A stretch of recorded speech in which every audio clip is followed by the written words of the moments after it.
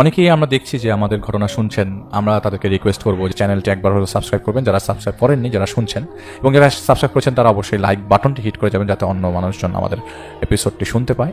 তো ঘটনায় চলে যাই। আমার নাম সাজিয়া। আজ আমি আপনাদের সাথে একটি ঘটনা শেয়ার করতে যাচ্ছি যা হয়তো আপনারা অনেকেই সম্পূর্ণ শুনবেন বা শুনবেন না। অনেক ঘটনার ভিড়ে হয়তো আমার জীবনের এই ঘটনাটিও চাপা পড়ে যাবে, কারণ আমার ঘটনায় না আছে কোনো চাকচিক্য আর না আছে এর কোনো শেষ। আমি শুধু একটি কথাই বলবো, আর তা হলো এই ঘটনাটি বেশ অদ্ভুত এবং আমি নিজেও জানি না এমন একটি ঘটনা আমার সাথেই কেন ঘটলো বা কিভাবেই ঘটলো। ঘটনা শুরু করার আগে আমি একটু নিজের ব্যাপারে সবাইকে অবগত করতে চাই। আমি খুব ভালো একটি পরিবার থেকে এসেছি এবং ছোটবেলায় পঞ্চগড়ে থাকতাম। বাবা মা চাচা চাচি সবাই মিলে একটি বড় যৌথ পরিবারে থাকতাম আমরা। আমার বাবা এবং চাচার অনেক বড় বড় কিছু ফ্যাক্টরি ছিল। আপনারা আন্দাজ করতে পারেন জয়েন্ট ফ্যামিলি বা যৌথ পরিবারের মধ্যে যেখানে আপনার চাচারা, ফুপুরা এবং আপনারা সবাই একসাথে থাকেন, সেখানে পরিবারটা কতটা বড় হতে পারে। চাচার বাচ্চারা, ফুপুর বাচ্চারা, আপনি ও আপনার নিজের ভাই বোন সবাই মিলে বাড়িটি যেন সবসময় হই হুল্লোড়ে মেতে থাকে।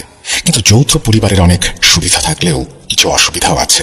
সুবিধা হলো এখানে এক ধরনের পারস্পরিক ঐক্য অনুভূত হয়। আপনাদের সুখ, দুঃখ ও আনন্দে সামিল হওয়ার জন্য আপনাদের পাশে সবসময় কেউ না কেউ থাকে। বাড়িতে সবসময় উৎসবের মতো একটা আমেজ লেগেই থাকে। কিন্তু এর পাশাপাশি আরো কিছু চ্যালেঞ্জও আছে যা আপনাদের উপর বিরূপ প্রভাব ফেলতে পারে। হতে পারে সেসব চ্যালেঞ্জের মধ্যে আছে কারো বদনজর বা জাদু। যখন মানুষ যৌথ পরিবারে থাকে তখন অনেকেই আপনাদের প্রতি কোনো কারণ ছাড়াই হিংসা করতে শুরু করে। আপনাদের ভালো সহ্য করতে পারে না। আপনাদের কোনো ভালো কিছু হলে তারা তেলে বেগুনে জ্বলে ওঠে। আর সেই হিংসা এবং জ্বালাকে দূর করতে তারা অনেক সময় দুটি জিনিসের সাহায্য নেয়। এক হলো বদনজর, আরেক হলো কালো জাদু, যার মাধ্যমে তারা নিজেদের হিংসা আর অহংকারকে তৃপ্ত করার জন্য, অন্যদের বিধ্বস্ত করার জন্য ঘৃণিত এক মরণ খেলায় মেতে ওঠে। আমার সাথেও এমন একটি ঘটনা ঘটেছিল যা 1995 বা 96 দিকে ঘটে। আমার বয়স তখন 14-15 বছর হবে। তখন থেকে আমার জন্য বিয়ের সম্বন্ধ আসতে শুরু করে। এর কারণ আমি ছোট থেকেই আহামরি সুন্দরী না হলেও দেখতে শুনতে বেশ ভালোই ছিলাম, আর সে সময় ছেলে মেয়েদেরও খুব তাড়াতাড়ি বিয়ে দেয়া হতো। তাই আমার জন্য অনেক সম্বন্ধ আসতে শুরু করে। আমাদের পরিবারের অর্থ সম্পদ আল্লাহর রহমতে ভালোই ছিল, তাই আমার জন্য সম্বন্ধ আসছিল অনেক ধনী পরিবার থেকে। কিন্তু সেই সময় আমার সঙ্গে যা ঘটল তা শুনলে হয়তো প্রথমবারের মতো আপনাদের কারো বিশ্বাসই হবে না। আমার সেই সময় থেকেই কেন জানি না মনে মনে একজন লোককে আমি ভাবতাম। আমি জানি না এর কারণ কি। ধীরে ধীরে আমার মনে লোকটির চেহারা গড়ে উঠতে থাকলো, আর আমি কিভাবে যেন স্বপ্নে দেখতে শুরু করলাম তাকে। তার কথা ভাবলেই কেন জানি না মনে হতো উনি হয়তো আমার স্বামী। মানুষটার চেহারার একটি ছবি আমার মনে আসতে থাকে। আমি আগে কখনোই এমন চেহারার কাউকে দেখিনি। আমি জানি না সে কে বা এমন দেখতে আসলেই কেউ আছে কিনা। যেদিন থেকেই আমার জন্য সম্বন্ধ আসতে শুরু করলো, সেই সময় থেকেই সে ব্যক্তি হঠাৎ করেই আমার মাথায় চলে আসতো এবং আমার জন্য আসা বিয়ের সম্বন্ধ থেকে আমাকে দূরে রাখতে চাইতো। আমি কিছুই বুঝতে পারছিলাম না এই ব্যাপারে এবং কাউকে জিজ্ঞেসও করতে পারছিলাম না কিছু। কিন্তু কেন জানি না তাকে দেখে আমার মনে একটি অদ্ভুত ভালোবাসার অনুভূতি হতো, মায়া হতো। মনে হতো এই ব্যক্তি আমার স্বামী। এ কারণেই আমার জন্য যত ভালো সম্বন্ধই আসুক না কেন আমি বারবার সেগুলো প্রত্যাখ্যান করছিলাম। আমার পরিবারের লোকেরা আমাকে জিজ্ঞাসা করত আমি এত ভালো ভালো সম্পর্ক কেন ফিরিয়ে দিচ্ছি, আর আমার বিয়ে নিয়ে কোনো সমস্যা আছে কিনা। কিন্তু আমি তাদেরকে কি বলবো? আমার এই কথা কে বিশ্বাস করবে? কেউ না। কেননা এমন কিছু না আগে কেউ কখনো শুনেছে বা ঘটতে দেখেছে। তাই আমি এই ব্যাপারে কাউকে কিছু জানাতে পারিনি। যে ব্যক্তিকে আমি দেখতাম সে আমার বয়সে ছিল না। তাকে দেখে মনে হতো তিনি আমার থেকে প্রায় 10-15 বছরের বড় হবেন। তবুও না জানি কেন আমার মনে হচ্ছিল এই লোকটিকে আমি চিনি এবং ইনি আমার স্বামী। এসবের মাঝেই আমার খুব উচ্চ বংশীয় এক পরিবার থেকে সম্বন্ধ এলো এবং আমার পরিবার জোর করে আমাকে সেই পরিবারের বড় ছেলের সাথে এঙ্গেজমেন্ট করিয়ে দিল। আমি খুব বিরক্ত হয়েছিলাম আর মনে মনে খুব ভয়ও হচ্ছিল। বারবার মনে হচ্ছিল আমি আগে থেকেই বিবাহিত এবং আমার বিয়ের আয়োজন হচ্ছে, এটা ঠিক না। যেদিন আমার এঙ্গেজমেন্ট হলো সেদিন রাতে আমি সেই ব্যক্তিকে আমার ঘরে দেখলাম। তিনি তার চোখ মুখে প্রচন্ড রাগ নিয়ে আমার দিকে তাকিয়েছিলেন, কিন্তু কেন জানি না তাকে দেখে আমি বিন্দুমাত্র ভয় পাচ্ছিলাম না, বরং আমার মনে হচ্ছিল আমি হয়তো এঙ্গেজমেন্ট করে বড় কোনো ভুল করে ফেলেছি। নিজেকে খুব অপরাধী মনে হচ্ছিল। যে অচেনা ব্যক্তিকে আমি প্রায় রোজ দেখতাম, তিনি শুধু আমার রুমে উপস্থিত হয়ে আমার দিকে তাকিয়েই থাকতেন, কখনো কিছু বলতেন না। আমার তো এঙ্গেজমেন্ট হয়ে গিয়েছিল, কিন্তু আমার মনের অনুভূতি পরিবর্তিত হয়নি। আমার তখনও মনে হচ্ছিল এই ব্যক্তি আমার স্বামী। আমি এসব নিয়ে অনেক চিন্তা ভাবনা করলাম, আর এ কারণেই আমি কিছুদিন পর বিনা কারণে সেই এঙ্গেজমেন্টটাও ভেঙে দিলাম, যার ফলস্বরূপ আমার মা বাবা আমার সাথে কথা বলা বন্ধ করে দিলেন। সবাই আমার প্রতি বিরক্ত হলেন প্রচন্ড পরিমাণে। তারা নিজেদের মনে ভাবছিলেন আমি কেন এবং কিভাবে এমন একটি কাজ করতে পারলাম। আমি যখন একা একা থাকতাম তখন আম্মু প্রায়ই আমাকে বলতেন, যদি তোমার পছন্দের কেউ থাকে আমাকে বলো, প্রয়োজনে আমরা তোমার বিয়েটা সেখানেই করিয়ে দেব, কিন্তু এভাবে নিজের পরিবারকে কষ্ট দিও না।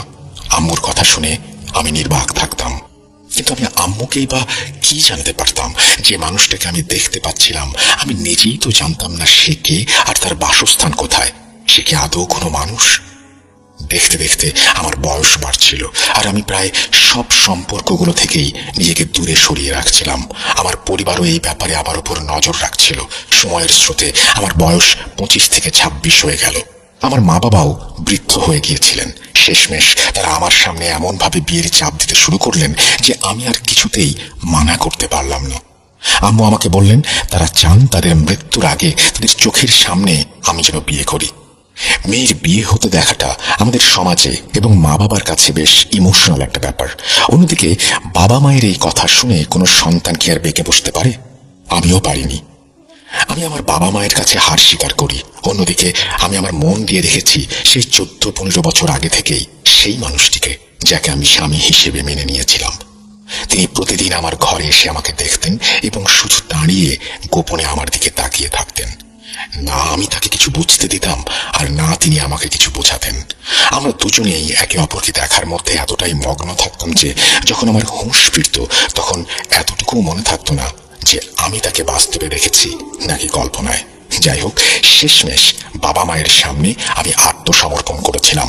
আমি আমাদের বললাম, আমার জন্য যে সম্বন্ধই তোমাদের পছন্দ হোক না কেন আমি সেটাই করব, আমি মানা করব না। এর কিছুদিন পর আব্বুর এক বন্ধুর ছেলের সম্বন্ধ হলো, যিনি কিনা আমার থেকে বয়সে প্রায় দ্বিগুণ বয়সী ছিলেন। না চাইতেও আম্মু আব্বু আমার বিয়ে তার সঙ্গেই দিয়ে দিলেন। আমি অনেক প্রতিবাদ করেছিলাম, কিন্তু কেউ আমার একটা কথাও শুনল না। কাজী যখন কবুল বলার জন্য বললেন তখন আমি মাথা নেড়ে না বললাম। আব্বু আমার মাথা নিজ হাতে 2 বার হ্যাঁ সূচকভাবে নাড়িয়ে দিলেন। আমি তো বিয়েতে রাজিই ছিলাম না, আর যেটা সম্মতি ছাড়া হয় সেটা বিয়ে নয়। কিন্তু আমাদের সমাজের হিসাব অনুযায়ী এটাকেও বিয়ে বলা হয়, এবং একজন নারীকে সবকিছুই সহ্য করতে হয়। আমি যাকে বিয়ে করেছিলাম সে অস্ট্রেলিয়ায় থাকতো। বিয়ের পর আমিও তার সাথে অস্ট্রেলিয়ায় চলে গেলাম। কিন্তু আমার ভাগ্য ছিল মন্দ। যে লোকটাকে আমি বিয়ে করেছিলাম সে ছিল একজন সাইকোপ্যাথ। আমি তার প্রতি কোনো প্রকার সম্মান দেখিয়ে কথা বলবো না। সবসময় আমাকে মানসিকভাবে সে টর্চার করত, মারপিটও করত। আমার অবস্থা এমন ছিল যে আমি সবসময় কাঁদতাম এবং আল্লাহর কাছে প্রার্থনা করতাম, হে আল্লাহ, হয় তুমি আমাকে তুলে নাও, নয়তো এই অসুস্থ স্বামীকে ভালো করে দাও। বিয়ের পর থেকেই আমার স্বামী আমাকে কখনোই নিজের স্ত্রীর মর্যাদা দেয়নি। যেদিন আমি বিয়ে করলাম সেদিন রাতেও তাকে আমি প্রচন্ড রাগান্বিত অবস্থায় দেখেছিলাম। আমি সব সহ্য করতে করতে ডিপ্রেশনের শিকার হয়ে যাই। আমি সবসময় আল্লাহর কাছে দোয়া করতাম, আল্লাহ যেন আমাকে আমার স্বপ্নে দেখা সেই স্বামীর কাছে একটিবার নিয়ে যান। আমি জানি না কেন, কিন্তু তিনি ছিলেন আমার জীবনের একটি অংশ।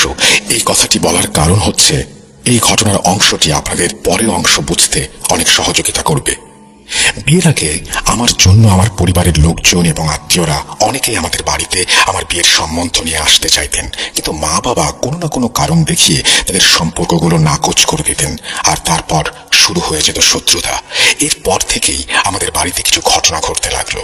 মনে হচ্ছিল যাদেরকে আমার পরিবার আমার বিয়ের জন্য মানা করেছিলেন তারা হয়তো জাদুর মাধ্যমে আমার উপর প্রতিশোধ নিচ্ছে। এর প্রথম ফলাফল ছিল আমার জীবনের এই করুণ দশা। আমি কি পরিমাণ বেহাল জীবন কাটাচ্ছিলাম, আর আমার স্বামী কেমন মানুষ ছিলেন তা আমি ছাড়া কেউ জানতো না, কেউ আন্দাজও করতে পারবে না। আমার স্বামী সবসময় আমাকে মানসিকভাবে নির্যাতন করার জন্য সুযোগ খুঁজত। আমার বিয়ের কয়েক বছর পর আমার ভাই বোনদের বিয়ে হলো। কিন্তু তাদের সাথেও আমার মতো একই রকম ঘটনা ঘটতে লাগলো। সবসময় ঝগড়া মারামারি চলতেই থাকলো। কখনো দেখা যেত কারো সহজ বিয়ের সম্বন্ধ হতো না, আর যদি হতো তাহলে সেটা কোনো না কোনোভাবে ঝগড়া মারামারি আর তালাকের দিকে চলে যেত।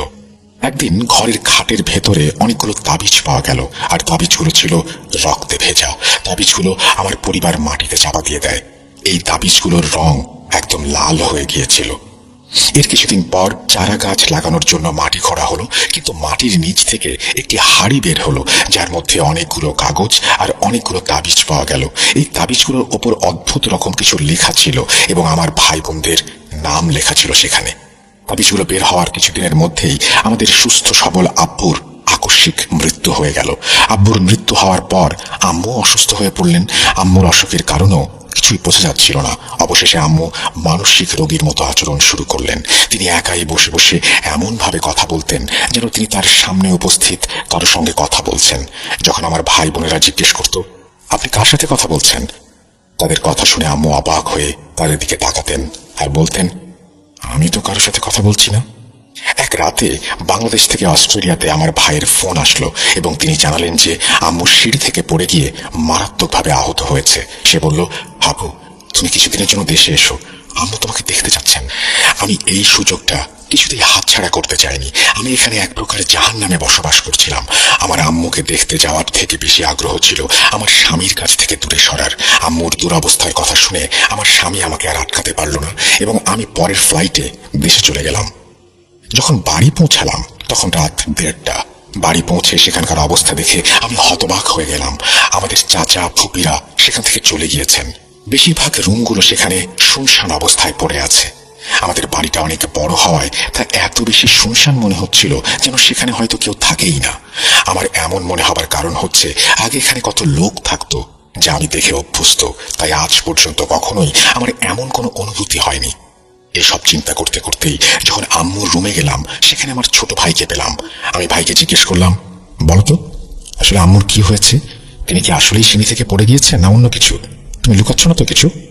আমি আম্মুর অবস্থা জানি না এমন না, সেই জন্যই বলছিলাম কিছু হয়ে থাকলে আমাকে বলো।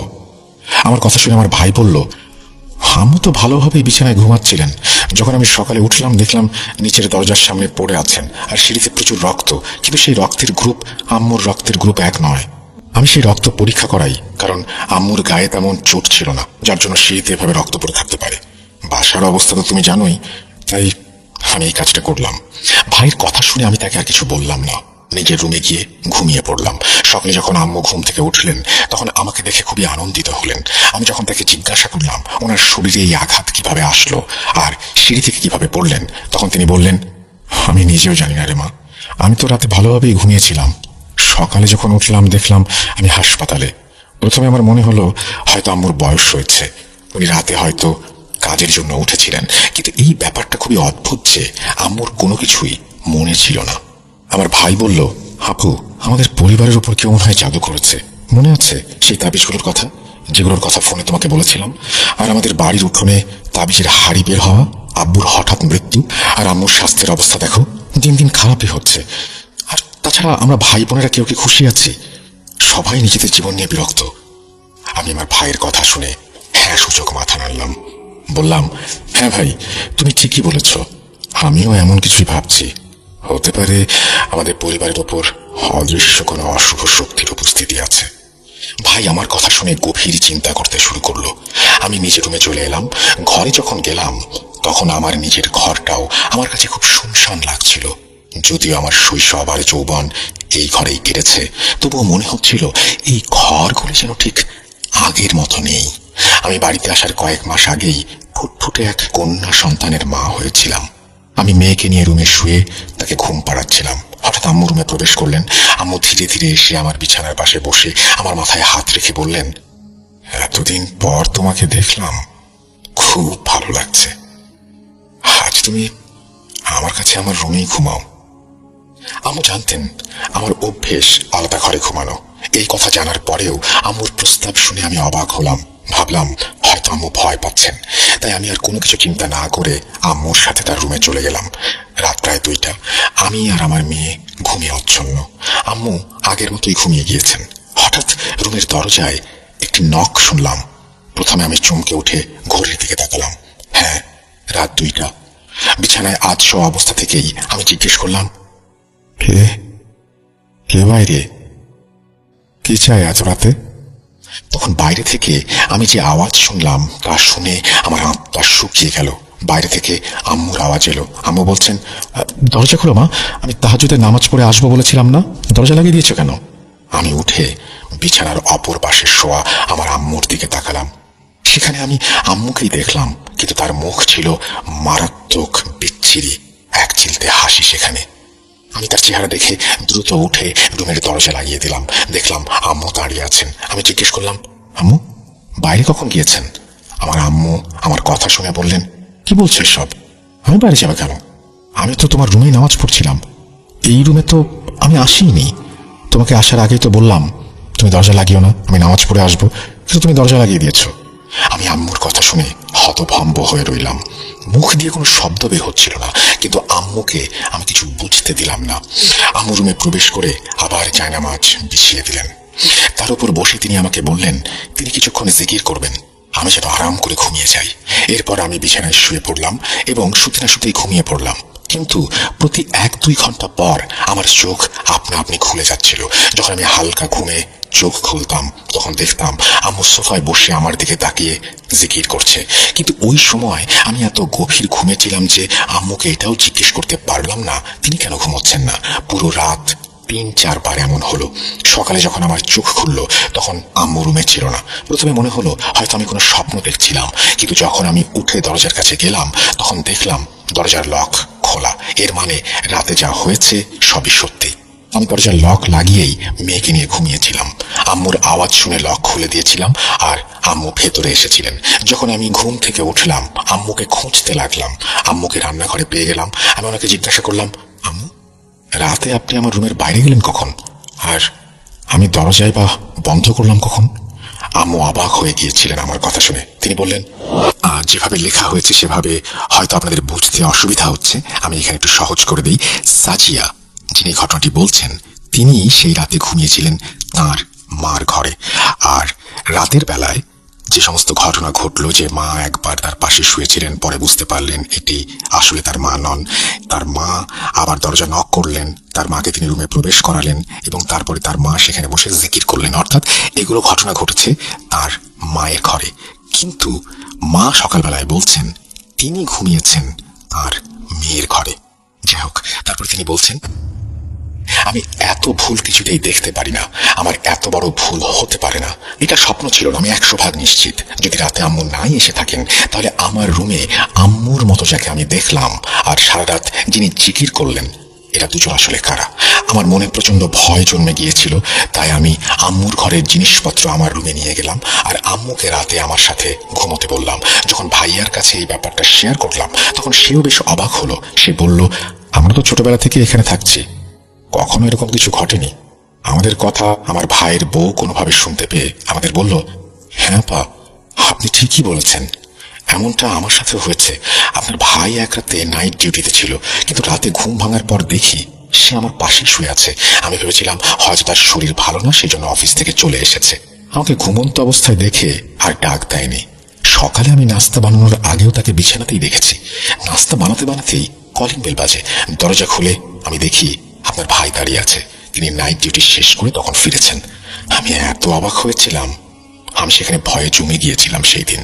ভাই বলল, তাবিজগুলো যখন পাওয়া গেছে তখন থেকে সব শুরু হয়েছে। মনে হচ্ছে তাবিজের মাধ্যমে আমাদের বাড়ির উপরে কেউ খারাপ কিছু ঘটাচ্ছে। হতে পারে আমাদের সবার উপর জাদু করা হয়েছে, যার ফলে আমরা কেউ সুখী হতে পারছি না। যাই হোক, আমি আমার বাবার বাড়িতে প্রায় 1 মাসের মতো ছিলাম, কিন্তু এই 1 মাস আমার জন্য এসব ঘটনার কারণে খুবই কষ্টকর হয়ে উঠেছিল। নিত্যদিন অদ্ভুত অদ্ভুত অভিজ্ঞতা হচ্ছিল সেখানে। যখন টয়লেটে যেতাম মনে হতো ভেতরে হয়তো কেউ এসেছে, কারো উপস্থিতি টের পেতাম। বিছানায় শুয়ে থাকলে রাতের বেলা মনে হতো কেউ আমার মাথায় হাত রেখেছে। আমি হঠাৎ করে উঠে বসতাম, কিন্তু সেখানে কেউ থাকতো না। এক রাতে তো এমন হয়েছিল যে আমি চিৎকার করতে করতে জেগে উঠেছিলাম। কেউ আমার পা ধরে একদম নিচের দিকে হ্যাঁচকা টান দিয়ে আমাকে বিছানা থেকে নিচে ফেলে দিয়েছিল। আমি বাড়িতে বেশ কিছুদিন থাকবো ভেবে এসেছিলাম, কিন্তু এখানকার পরিস্থিতি দেখে আমি তাড়াতাড়ি এখান থেকে বের হওয়ার পরিকল্পনা করে ফেললাম, কারণ আমার সাথে আমার বাচ্চা ছিল। আমি চাইছিলাম না এই বাড়িতে যা কিছু হচ্ছে তার প্রভাব আমার মেয়ের উপরে পড়ুক। তারপর আমি আবার অস্ট্রেলিয়ায় সেই জাহান্নামে চলে গেলাম, সেই খবিসটার কাছে যার মুখ দেখলেই আমার ঘৃণা হতো। আমি অস্ট্রেলিয়া আসার পরেও বাংলাদেশ থেকে নিয়মিত বাড়ির সমস্যাগুলোর খবর নিতে থাকলাম। অদ্ভুত অদ্ভুত আচরণ দিন দিন বেড়েই চলছিল। আম্মু দেয়ালের দিকে মুখ করে দাঁড়িয়ে কারোর সাথে কথা বলার সমস্যা দিন দিন আরো বেড়ে গেল। এমনকি ভাই বলছিল বিকেলে মাগরিবের পর বাড়ির ভেতরে থেকে যেন পোড়া মাংসের গন্ধ আসতে শুরু করে। ভাই অনেক পীর ফকিরের কাছেও গিয়েছেন, তারা বলেছেন আমাদের পরিবারের উপর নাকি কালো জাদু করা হয়েছে এবং আমাদের কাছের আত্মীয়রাই নাকি এটা করেছে। আমরা কিছু লোককে আমাদের সম্বন্ধ নিয়ে আসলে মানা করেছিলাম, যা আমি আগেই বলেছি। এখন তারা এর বদলা নিচ্ছে, আমাদের সুখ শান্তি নষ্ট করছে। কিছুদিন পর আম্মু হঠাৎ করেই ইন্তেকাল করেন। কোনো সমস্যাই ছিল না তার। রাতের বেলায় ভালোভাবে ঘুমালেন, সেই ঘুম আর ভাঙল না। আমরা সবাই দুঃখের সাগরে ডুবে গেলাম। আমার ছোট ভাইও তার পরিবারের সমস্যার কারণে খুব সমস্যায় ছিল। কোথা থেকেও কোনো খুশির খবর আসছিল না। কখনো আমার বোনের স্বামী তাকে বাড়ি থেকে বের করে দিচ্ছিল, আবার কখনো আমার ভাইয়ের স্ত্রী বাড়ি ছেড়ে চলে যাচ্ছিল। এটা ছিল এক অদ্ভুত বিপদ যা সবসময় আমাদের সাথে আঠার মতো লেগেছিল। উপরন্তু অস্ট্রেলিয়াতে যে জীবন আমি কাটাচ্ছিলাম সেটাও যেন কোনো নরক থেকে কম ছিল না। আমি প্রতিনিয়ত আল্লাহর কাছে কাঁদছিলাম আর বলছিলাম, আল্লাহ, তুমি আমাকে এই কোন অপরাধের সাজা দিচ্ছ? কোথাও থেকে কোনো খুশির খবর এনে দাও, অন্তত একটু হলেও শান্তি পাই। এর মাঝেই যে অচেনা ব্যক্তিকে আমি আমার স্বামী ভাবতাম, যাকে আমি ছোটবেলায় আমার ঘরে দেখতাম, আমার স্বপ্নে দেখতাম, তাকে তখনও আমার মনে পড়তে থাকে। আমি আল্লাহর কাছে বলতাম, আল্লাহ, তিনি যেখানেই থাকুন, যদি এই দুনিয়ায় থেকে থাকেন, তাহলে তাকে একবার আমার সামনে নিয়ে আসো। শুধু একবার ওই লোকটাকে আমার সামনে নিয়ে এসো, যেন আমার মনে যে কষ্ট আছে বছরের পর বছর ধরে সব বরফের মতো গলে শেষ হয়ে যায়। কিন্তু এর মধ্যেই আরো 5 বছর চলে গেল। আমি একেবারেই হতাশ হয়ে পড়েছিলাম। মনে হচ্ছিল হয়তো এই ব্যক্তি কেবল আমার কল্পনা মাত্র, এমন কোনো মানুষ আসলে পৃথিবীতে নেই। কিন্তু তবুও কেন জানি না মনের কোণে একটি বিশ্বাস সবসময় ছিল, এই ব্যক্তি এই পৃথিবীতেই আছে। এখান থেকেই শুরু হয় আমার জীবনের নতুন এক মোড়। আপনারা সবাই দয়া করে খেয়াল করুন, আমি যা বলতে যাচ্ছি তা শুনে আপনারা সবাই অবাক হয়ে যাবেন। এক সকালে যখন আমি আমার হোয়াটসঅ্যাপ চেক করছিলাম, তখন দেখি আমি কাউকে হ্যালো লিখে মেসেজ পাঠিয়েছি। যদিও আমি মনে করতে পারছিলাম না আমি কাউকে এমন কোনো মেসেজ পাঠিয়েছি কিনা, তাও আবার একজন অচেনা ব্যক্তিকে। আমি যখন তাকে জিজ্ঞাসা করলাম তিনি কে, তখন সে আমার কাছে প্রশ্ন করলো আমি মেসেজ করেছি, তাই আমি যেন আমার পরিচয় দেই। আমি তাকে কিছুই বললাম না। আমি এ ব্যাপারটা বেমালুম ভুলে গেলাম। একদিন আমি আমার ভাইকে মেসেজ করার জন্য হোয়াটসঅ্যাপে ঢুকি। আমি খেয়াল করলাম আমি যাকে মেসেজ পাঠিয়েছিলাম তার প্রোফাইলে নিজের ছবি দিয়েছে। ছবিটা স্পষ্ট ছিল না, কিন্তু তাও ছবিটা আমার স্বপ্নের মানুষের সাথে মিলে যাচ্ছিল বলে মনে হচ্ছিল। আমি কি না কি ভেবে তাকে একবার ফোন করে বসি। আমি জানি না এটা আমার ষষ্ঠ ইন্দ্রিয় ছিল কিনা নাকি অন্য কিছু, কিন্তু বারবার মনে হচ্ছিল ইনি সেই ব্যক্তি যাকে আমি ছোটবেলায় দেখতাম, যাকে আমি নিজের স্বামী ভাবতাম। বুঝতে পারছিলাম না কেন এত উদ্বেগ হচ্ছে। যখন তার নাম জানতে চাইলাম, তখন সে একটু বিব্রত হয়ে বলল, আপনি তো আমাকে বলেননি আপনি কে, আপনার নাম কি? আমি তাকে আমার নাম বললাম আর তার সাথে আলাপচারিতা শুরু করলাম। এভাবে আমি তাকে চিনি না, আর তার নম্বর আমার কাছে কিভাবে এসেছে তাও আমি জানি না। কিন্তু আমার মনে হলো যেন আমি তাকে চিনি। সে খুব অবাক হয়ে গেল। তারপর আমি তার ছবি দেখতে চাইলাম, সে আমাকে তার ছবি পাঠিয়ে দিল। বিশ্বাস করুন, তার ছবি দেখে আমি বরফের মতো জমে গেলাম। উনি সেই ব্যক্তি যাকে আমি ছোটবেলায় স্বপ্নে দেখতাম, যাকে আমি আমার স্বামী মনে করতাম। আর যে ছবি সে পাঠিয়েছিল সেটি 100% আমার স্বপ্নে দেখা মানুষের সাথে মিলে যাচ্ছিল। তার ছবি দেখে আমার চোখ থেকে অশ্রু পড়তে লাগলো আর আমার শরীর কাঁপতে শুরু করলো। আমি কিছুই বুঝতে পারছিলাম না। আমি বুঝতে পারছিলাম না এটা কিভাবে সম্ভব, কিভাবে তিনি হঠাৎ আমার সামনে এসে হাজির হলেন। আমি ভেবে পাচ্ছিলাম না এখন আমি তার সাথে কি কথা বলবো। আমি কেন জানি না তার দিক থেকে প্রচন্ড টান অনুভব করছিলাম। আমি তো আমার অস্ট্রেলিয়ার স্বামীর সাথে আলাদা হয়েই গিয়েছিলাম। বাংলাদেশ থেকে আবার অস্ট্রেলিয়া এসেই আমরা আলাদা আলাদা ঘরে থাকতাম। আমি শুধু তার কাছ থেকে ডিভোর্স নিতে চাচ্ছিলাম, কিন্তু হঠাৎ করে সেই লোকটা আমার সামনে এসে পড়ায় আমি কেমন যেন পাগল হয়ে গেলাম। আমি তো জানতামই না সে কে এবং সে কি বিবাহিত নাকি অবিবাহিত। একদিন যখন আমি তাকে জিজ্ঞাসা করলাম সে বিবাহিত কিনা, সে বলল সে এখনো বিয়ে করেনি। তারপর সে তার কাহিনীগুলো আমাকে শোনাতে শুরু করলো। ব্যাপারগুলো খুবই আশ্চর্যজনক ছিল। সে বলছিল তার বিয়ে হতে হতে আর হয় না, সে জানে না কেন তার সাথে এমন হচ্ছে। দেখতেও বেশ ভালো ছিল, টাকা পয়সাও ছিল বেশ, স্ট্যাটাস ছিল ভালো, আর পড়াশোনা ছিল, কিন্তু তবুও বয়স হয়ে যাওয়ার পরও কিছুতেই বিয়ে হচ্ছিল না। আমার মনে হচ্ছিল এটা হয়তো আমার দোয়ার ফল, আল্লাহ তাকে আমার কাছে নিয়ে এসেছেন। এখন আল্লাহ হয়তো আমার জন্যই তার বিয়ে হতে দেননি। এভাবেই দিন চলতে লাগলো। একসময় আমার ডিভোর্স হয়ে গেল সেই খবিশের কাছ থেকে। সে আমাকে প্রচন্ড মারধর করে, যার জন্য পুলিশ কেস হয়ে যায় এবং আমাদের ডিভোর্স হয়। অন্যদিকে আমরা দুজন, অর্থাৎ যাকে আমি স্বপ্নে দেখতাম, সে আর আমি মিলে বিয়ের সিদ্ধান্ত নিলাম এবং ফোনে সবার সম্মতিতে আমাদের বিয়ে হয়ে গেল। কিন্তু এখান থেকে শুরু হলো এক নতুন টুইস্ট। যেমনি আমাদের বিয়ে হলো, আমরা একসাথে থাকার পরিকল্পনা শুরু করলাম। আমরা ভাবছিলাম বাংলাদেশেই থাকবো, যেহেতু আমার স্বামী বাংলাদেশের বাসিন্দা ছিলেন। কিন্তু যখনই আমার সংসার করার পরিকল্পনা হলো এবং আমি প্রস্তুতি নিলাম প্রায় শেষের দিকে, হঠাৎ করে তার আর আমার বাড়িতে কিছু অদ্ভুত ঘটনা ঘটতে শুরু করলো। এমন কিছু ঘটনা যা আমি বর্ণনা করতে পারবো না। রাতের বেলায় কেউ আমার দরজায় টোকা দিতে লাগলো। আমি যখন উঠতাম দেখতাম বাইরে কেউ নেই। হঠাৎ রাতের বেলায় আমার বিছানা নড়তে শুরু করতো। এসব কিছু বাংলাদেশে আমার স্বামীর সঙ্গেও হচ্ছিল। সে বলছিল তার পরিবারে কিছু অদ্ভুত ঘটনা ঘটতে শুরু করেছে। আমার স্বামীর কথা মতো তার ঘরে যেন কেউ আছে এমন একটা অনুভূতি হচ্ছে তার। এসব হঠাৎ করে আবার শুরু হওয়াটা আমার জন্য খুবই অদ্ভুত ছিল। অস্ট্রেলিয়ায় এক পাকিস্তানি মহিলা ছিলেন যিনি আধ্যাত্মিক চিকিৎসা করতেন। আমি ভাবলাম তার সঙ্গে এই ব্যাপারে আলোচনা করা উচিত। সে আমার সব কথা শুনলো, তারপর বলল, তোমার পরিবারের ওপরে একটি মারাত্মক কালজাদু করা হয়েছে, যার মধ্যে তুমি সহ তোমার পুরো পরিবার জড়িয়ে গেছো। এর প্রভাব তোমার স্বামীর ওপরেও পড়েছে এবং ভবিষ্যতেও পড়বে। তোমার কোনো ভাই বোন বা তুমি বিয়ের পরে কখনোই সুখী হতে পারবে না। তুমি আর তোমার স্বামী কখনোই এক ছাদের নিচে থাকতে পারবে না। এটা সম্ভব না, আর এই জাদু কাটানো সম্ভব নয়। অনেক দেরি হয়ে গেছে। এই কথাটা শুনে আমি খুবই চিন্তিত হয়ে পড়েছিলাম, কারণ আমি আমার স্বামীকে প্রচন্ড ভালোবাসি। আমার মনে শুধু এটাই আসছিল, যদি এই মানুষটা আমার জীবন থেকে চলে যায় তাহলে হয়তো আমি আর বাঁচব না। এর কারণ আপনারা নিশ্চয়ই বুঝতে পারছেন। এক এমন মানুষ যার জন্য আমি এতগুলো বছর অপেক্ষা করেছি, আর আল্লাহ হঠাৎ করেই তাকে আমার সামনে এনে হাজির করেছেন। আর যখন এই মহিলা বলছেন আমরা কি কখনই একসাথে থাকতে পারবো না, মহিলার ভাষ্যমতে যদি আমরা একসাথে থাকার কোনো পরিকল্পনা করি তাহলে আমাদের জীবনে অনেক সমস্যার সৃষ্টি হবে, অনেক মুশকিলে পড়তে হতে পারে। যখন আমি আমার স্বামীকে এই কথা বলতাম তখন সে শুনে খুব বিরক্ত হতো।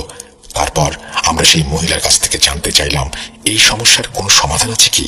তিনি বললেন, তোমরা এই বিয়ের সম্পর্কে থাকতে পারো, কিন্তু কখনো একে অপরকে দেখবে না এবং কখনো একে অপরের সামনে আসতে পারবে না। এটাই একমাত্র উপায় যার মাধ্যমে তোমরা সুখী বিবাহিত জীবন কাটাতে পারো। এখন আপনারাই ভাবুন, এটা কিভাবে সম্ভব? একজনের সঙ্গে আমার বিয়ে হয়েছে যাকে আমি খুব ভালোবাসি, যার জন্য আমি এত বছর অপেক্ষা করলাম, আমার বিয়েও হলো, কিন্তু এখন আমরা একে অপরের সামনে আসতে পারবো না। আমরা একে অপরকে দেখতে পাচ্ছিলাম না, একে অপরের সামনে যেতে পারছিলাম না। শুরুতেই আমরা ওই মহিলার কথাকে বিশ্বাস করিনি, কিন্তু যখনই আমরা তার কথাগুলোকে উপেক্ষা করে একসাথে থাকার চেষ্টা করতাম তখনই কোনো না কোনো অদ্ভুত ব্যাপার শুরু হয়ে যেত যা আমাদের মনে ভয়ের সৃষ্টি করত, আমাদের ভাবিয়ে তুলতো। আর যখনই দেখা করার পরিকল্পনা বাতিল করতাম তখনই অদ্ভুতভাবে সবকিছু স্বাভাবিক হয়ে যেত। আমরা এই সবকিছু নিজেদের চোখের সামনে অনুভব করছিলাম। যাই হোক, সংক্ষেপে বলতে গেলে এখনো আমার স্বামী এবং আমরা ফোনে কথা বলি। আমাদের ভালোবাসা এত বেশি, এত নিঃস্বার্থ, এত অকৃত্রিম যে আমরা দুজনে মিলে সিদ্ধান্ত নিয়েছি, যদিও আমরা এই পৃথিবীতে একসাথে থাকতে পারলাম না, কিন্তু আমরা যথাসম্ভব শরীয়ত মোতাবেক চলবো এবং আমরা জান্নাতে একসঙ্গে থাকবো। কিন্তু সেই সময় পর্যন্ত আমরা দুজন একে অপরের আমানত। এটি একটি অনেক বড় ত্যাগ যা আমরা একে অপরের জন্য করেছি। আপনি একটু ভাবুন, দুজন স্বামী স্ত্রী যারা একে অপরকে এত ভালোবাসে, কিন্তু তারা এই দুনিয়াতে একে অপরের সাথে মিলতেই পারল না। কিন্তু আমাদের ভালোবাসার তীব্রতা এত বেশি যে আমরা দুজনেই নিজেদেরকে সীমাবদ্ধ করে নিয়েছি যেন আমরা এই দুনিয়ায় একসাথে থাকতে না পারলেও এই সম্পর্কের মাধ্যমেই জান্নাতে একে অপরের সাথে দেখা করতে পারি। আমরা অনেকের কাছে গিয়েছিলাম এই সমস্যার সমাধানের জন্য, কিন্তু সবার কথা ছিল ওই মহিলার মতোই, যখনই চিকিৎসা শুরু হয় কিছু না কিছু নতুন ঘটনা ঘটে যায়, আমরা ভয় পেয়ে যাই। এই কারণেই আমরা আমাদের সম্পর্ক আল্লাহর হাতে ছেড়ে দিয়েছি। হয়তো আমাদের স্বামী স্ত্রীর এই দুনিয়াতে একত্রিত না হওয়ার পেছনে আল্লাহর কিছু হিকমত আছে, কিন্তু আজও আমি আমার স্বামীর জন্য এতটা ভালোবাসা অনুভব করি যে আমি চিন্তা ভাবনা না করেই তার জন্য আমার জীবনও দিতে পারি। এই বলে সাজিয়া আপু তার স্টোরিটি শেষ করেন। খুবই অদ্ভুত এবং ইমোশনাল একটি স্টোরি এটি। আপনাদের কাছে কেমন লেগেছে জানাবেন। আজ বিদায় নিচ্ছি, সবার সুস্থতা কামনা করছি। ওয়ালাইকুম রাসেল ভাই, আপনি অন্য 8-10 জনের মতোই হাড় মাংসে করা মানুষ। সবসময় যে ভালোর দলে থাকবেন তা কিন্তু নয়। তাই শুরুতেই জানতে চাচ্ছি কেমন আছেন। আমি শেফরাজ শেখ, বর্তমানে সৌদি প্রবাসী। দীর্ঘদিন ধরে ভূত FM এবং বর্তমানে ভূত.com-এর সাথে আছি। শেফরাজ শেখ, আমি ভালো আছি, ভালোর দলে আছি। আর আপনাকে শুভেচ্ছা জানাচ্ছি আপনার মাধ্যমে। যারা সৌদি প্রবাসী, যারা মিডল ইস্টে থাকেন, তাদের সবাইকে শুভেচ্ছা জানাচ্ছি। আপনারা সবাই অনেক কাছের মানুষ, আপনারাই আমাদেরকে এতটা দূর পৌঁছে দিয়েছেন। বাংলাদেশের পরে সবচাইতে বেশি আপনারাই আমাদের শুনে থাকেন। অসংখ্য ধন্যবাদ জানুন আমাদের পক্ষ থেকে। যাই হোক, তারপরে তিনি লিখছেন, আমার জানা অনেক ঘটনা আছে, তবে সময়ের অভাবে লেখা সম্ভব হচ্ছে না, গুছিয়ে লেখা হচ্ছে না। ঘটনায় আসা যাক। পড়ার মতো হলে পড়ে শোনালে খুশি হব। ঘটনাটি সৌদি আরবের দাম্মাম শহরের চিকু বাস স্ট্যান্ড নামক একটা জায়গার ঘটনা। যার কাছ থেকে শুনি তিনি একজন বাংলাদেশি প্রবাসী, তার নাম মোহাম্মদ আলী। তার প্রবাস জীবন প্রায় 25 থেকে 30 বছরের। তিনি যখন প্রথম সৌদিতে আসেন, এটা তারও আগের ঘটনা। তিনি যে কোম্পানিতে ছিলেন ওটা ছিল একটা নির্মাণ শিল্প। বিশেষ কোনো কারণে তার নাম বলছি না। এই কোম্পানিতে বাংলাদেশি, ইন্ডিয়ান, পাকিস্তানি, ভিয়েতনামি, মিশরি সহ অনেক দেশের লোকজন কাজ করত। জায়গাটার একটু বিবরণ দিয়ে দিই। তখনকার সময়ে দাম্মামের ওই জায়গাটা এত উন্নত ছিল না, তেমন একটা লোকজন থাকতো না সেখানে। কিছু বাড়িঘর ছিল, তাও জনমানব শূন্য। তো ওনাদের কোম্পানি সেখানে কিছু কাজ পায়, এই যেমন পাহাড় কেটে পরিষ্কার করে বহুতল ভবন নির্মাণ। কিন্তু কোনো মতেই কাজ শেষ করা সম্ভব হচ্ছিল না। ছোটখাটো সমস্যা লেগেই ছিল। ছোটখাটো অনেক ঘটনাই ঘটতে থাকলো। তার মধ্যে 2টা ঘটনা বলছি। ঘটনার দিন এক পাকিস্তানি প্রবাসী অসুস্থ থাকার কারণে কাজে না গিয়ে একাই সেখানে অবস্থান করে এবং ঘুমিয়ে পড়ে। এবং ঘুমিয়েছিলেন তিনি, কিন্তু তার সহকর্মীরা যখন রুমে আসে দেখে দরজার ভেতর থেকে বন্ধ করা, কোনো সারা শব্দ নেই। ওনারা ভাবতে থাকেন সে হয়তো অসুস্থ, আর কিছু হয়েছে। দরজা ভেঙে ফেলে তারা। দরজা খুলে তারা যা দেখে তা দেখার জন্য তারা মোটেই প্রস্তুত ছিল না। তারা দেখে সেখানে কেউ নেই। চারিদিকে খোঁজা শুরু হয় এবং একটা সময় তাকে অচেতন অবস্থায় একটা রাস্তার পাশে পাওয়া যায়। ওনাকে উদ্ধার করে যখন চেতনা ফিরিয়ে আনা হয়, তার সাথে কি হয়েছে জানতে চাইলে তিনি বলেন, আমি তো রুমেই শুয়েছিলাম, এখানে কিভাবে এসেছে আমার জানা নেই। আর তার পক্ষে যাওয়া সম্ভব নয়, কেননা দরজা ভেতর থেকেই বন্ধ ছিল। এরপর কিছুদিন সবাই খেয়াল করেন, সবাই থাকলেও তার মধ্যে থেকে একজন ভারতীয় নিখোঁজ। অনেক খোঁজার পরেও তাকে কোথাও খুঁজে পাওয়া যাচ্ছিল না, আর কখনো পাওয়াও যায়নি। প্রায় 3 মাস পর পার্শ্ববর্তী বিল্ডিং এর কাজের জন্য ছাদের দরজা খুলে ছাদে যায়। তখন তারা নিখোঁজ ভারতীয়র দেহ আবিষ্কার করে। সৌদি আরবের তাপমাত্রার কারণে দেহ শুকিয়ে শুটকির মতো হয়ে গিয়েছিল। পরবর্তীতে তারা মোবাইল ফোনের মাধ্যমে তাকে শনাক্ত করে। সৌদি পুলিশের অনেক চেষ্টার পর তার মৃত্যুর রহস্য জানা যায়নি। এই ছিল ঘটনা। পড়ার উপযোগী হলে পড়ে শোনাবেন। গুছিয়ে লিখতে না পারার জন্য দুঃখিত। সৌদি আরবের মক্কা নগরী থেকে আমি Shefraj Sheikh. Thank you so much আপনার ঘটনার জন্য। আশা করছি ঘটনাটি আপনাদেরও ভালো লেগেছে। যারা শুনলেন এতক্ষণ, আমরা চলে যাব আমাদের পরবর্তী ঘটনায়।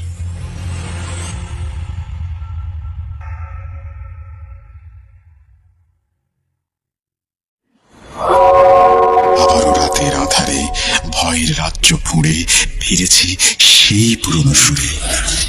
বিশ্বাস করা বা না করা আপনার ব্যাপার। ভালোর দলে আছেন। আমরা আরো একটি ঘটনা শোনাচ্ছি আপনাদেরকে। আশা করছি ভালো লাগবে। যেভাবে লেখা আছে আমি সেভাবেই পড়ে শোনাচ্ছি। প্রিয় রাসেল ভাই, আশা করি আপনি ভালো আছেন, কারণ আপনি সবসময় ভালোর দলে। আমি সাইফুল ইসলাম সাগর। 2013 থেকে নিয়মিত ভূত FM শুনছি। ভূত FM এর পর ভূত.com-ও ঠিক আগের মতোই নিয়মিত অভ্যেসে পরিণত হয়েছে। বেশি কথা না বলে ঘটনায় যাই। আমি চাই ঘটনাটি আপনি পড়ে শোনান। আজ নিজের জীবনে ঘটে যাওয়া একটি ঘটনা আপনার মাধ্যমে ভূত.com-এর সম্মানিত শ্রোতাদের সাথে শেয়ার করব। ছোট থেকেই ভয় পাওয়ার জিনিসগুলো কেন জানি না অসম্ভব রকমের ভালো লাগে। তো কোনোদিন সরাসরিভাবে প্যারানর্মাল কোনো কিছু আবিষ্কার করিনি। আমার গ্রামের বাড়ি ব্রাহ্মণবাড়িয়া জেলার বিশ্ব রোড নামক একটি এলাকায়। শেষ যে ঈদটা হলো, অর্থাৎ রোজার ঈদের পরের দিন গ্রামের বাড়ি যাওয়ার কথা থাকলেও যাওয়া হয়নি। কিছু পারিবারিক সমস্যার কারণে যাওয়া হবে না ভেবে মন খারাপ হলে নিজেকে কিছুটা রিফ্রেশ করার জন্য সিলেটে যাওয়ার পরিকল্পনা করি। যে ভাবা সেই কাজ। পরের দিন সকালে আমি আর আমার চাচাতো ভাই সিলেটের উদ্দেশ্যে বেরিয়ে পড়ি। কপাল ভালো থাকার কারণে ঢাকা এয়ারপোর্ট থেকে ট্রেনের টিকিটও পেয়ে যাই। সকালে বের হয়ে যাওয়ার কারণে আমরা একজনও নাস্তা করিনি। বেলা 12টার দিকে ভালোই খিদা অনুভব করলাম। ট্রেন থেকে স্যান্ডউইচ আর চিপস কিনে খাই, কিন্তু বিপত্তি বাধে। কিছুক্ষণ পর আমার পেটে প্রচন্ড ব্যথা শুরু হয়। সিলেটে পৌঁছাতে কয়েকবার বমি করি। শেষে 20 মিনিট অজ্ঞান ছিলাম। জ্ঞান ফিরতেই নিজেকে একটা হোটেলের রিসেপশনের ডেস্কের সামনে সোফায় আবিষ্কার করলাম। আমার চাচাতো ভাই একটা রুমের ব্যবস্থা করলে আমাকে সেই রুমে নেওয়া হয়। শরীর দুর্বল থাকাতে আমি ফ্রেশ না হয়েই ঘুমিয়ে পড়ি। আচমকা একটি মেয়েলি কান্নার শব্দে আমার ঘুম ভেঙে যায়। চোখ খুলে অন্ধকার রুমে এক কোণে সাদা কাপড় পরিহিত কিছু একটা দেখি।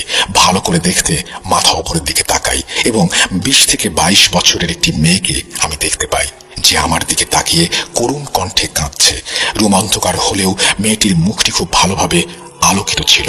তখন কেমন একটা অজানা ভয় আমার মনের মধ্যে কাজ করছিল। তাই সামনে থাকা ভাইকে ধাক্কা দিতেই সে ঘুম থেকে উঠে বসে। আমি তাকে হাতের ইশারা করলে মেয়েটাকে আমি তখন আর দেখতে পাই না। পরে ভাইকে সব বললে সে আমাকে বলে, তোর শরীর খারাপ করেছে, তাই হয়তো স্বপ্ন টপ্ন দেখেছিস, এখন ঘুমিয়ে পড়, সকালে ঠিক হয়ে যাবে। আমি সেই কথা শুনে শুয়ে পড়ি। কিছুক্ষণ পরে কানের কাছে একটা ফিস ফিস শব্দ শুনতে পাই। আমি আপনার কোনো ক্ষতি করব না, আমাকে এই কষ্ট থেকে মুক্তি দিন, আমি মুক্তি চাই এই কষ্ট থেকে। এমন ফিস ফিস শব্দ শুনে আমি সাহস করে চোখ খুলতেই সেই মেয়েটাকে খাটের পাশে বসে থাকতে দেখে জোরে চিৎকার দেই।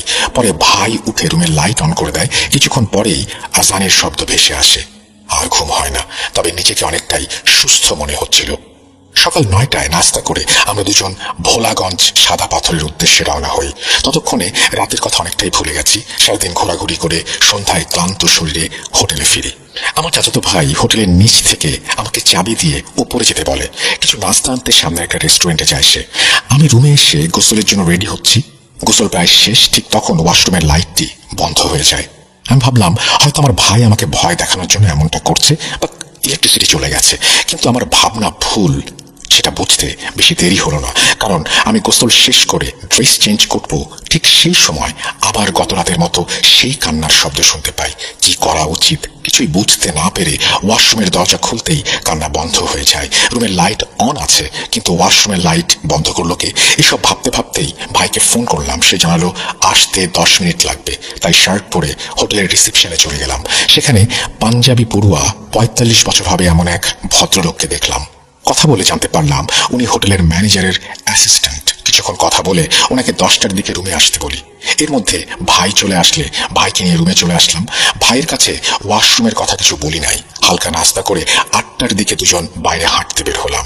9:45 আমি একা রুমে চলে আসি। ভাই কিছু একটা জিনিস আনার জন্য একটু দূরে গিয়েছিল। রুমে এসেই রিসেপশনে ফোন করে ভদ্রলোককে আসতে বলি। 5 মিনিটের মধ্যে চলে আসেন তিনি। পরে ওনাকে রাতের ঘটনা সম্পর্কে বিস্তারিত জানানোর পরে উনি কিছুক্ষণ চুপ থেকে বলতে শুরু করেন, আমার কথাগুলো দয়া করে কাউকে বলবেন না, তাহলে আমার চাকরিটা চলে যাবে। প্রায় 3 বছর আগে প্রতিদিনের মতোই সকাল 10টায় আমি হোটেলে আসি। কিছুক্ষণ পরে একটা ছেলে এবং মেয়ে আসে থাকার জন্য রুম খুঁজতে। কথা বলে জানতে পারি তাদের বাড়ি কুমিল্লা জেলার কোনো একটা এলাকায়। নতুন বিয়ে করেছে, তাই ঘুরতে এসেছে।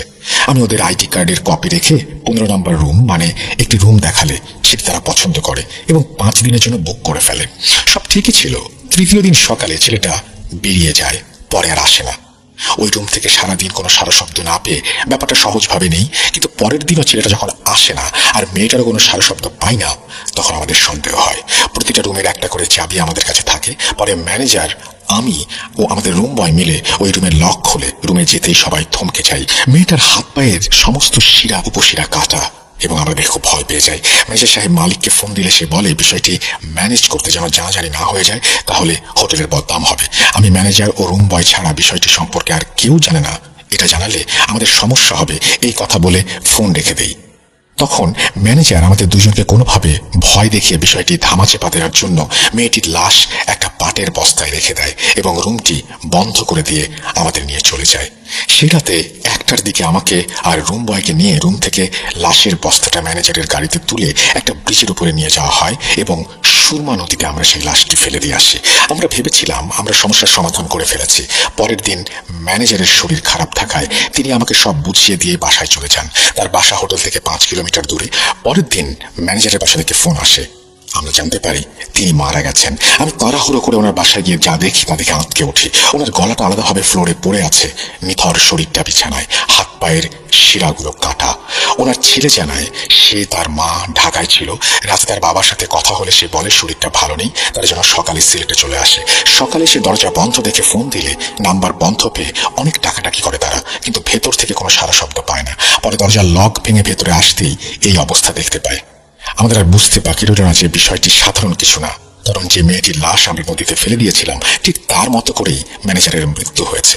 পরে আমি হোটেলে এসে রুম বয়কে সাথে নিয়ে হোটেলের মালিককে বিষয়টি জানাই। তিনি কাকতালীয় বলে আমাদেরকে বোঝায় এবং এসব বিষয় গোপন রাখতে বলে। কিন্তু পরদিন রাতে আমি একটা বাজে স্বপ্ন দেখি। বিপদ আঁচ করতে পেরে একজন কবিরাজের সাথে কথা বললে তিনি 2টা তাবিজ দেন আমাদেরকে। এই তাবিজ কোনোদিন যেন না খুলি সেই ব্যাপারে সাবধান করে দেন, আর রুম নাম্বার 15 যেন বন্ধ করে দেই সেটাও তিনি বলে দেন।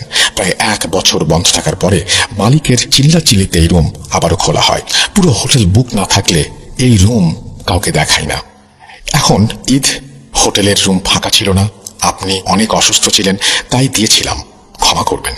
আর আমরা এমনিতে অনেক শাস্তি পেয়েছি। এই ঘটনার 1 মাস পরে রুম বয়ের 3 বছরের ছেলেটা মারা যায়। আমার একটা মেয়ে জন্মের 1 দিন পরে মারা যায়। আজ আমরা খুন না করেও নিজেকে খুনি মনে করি।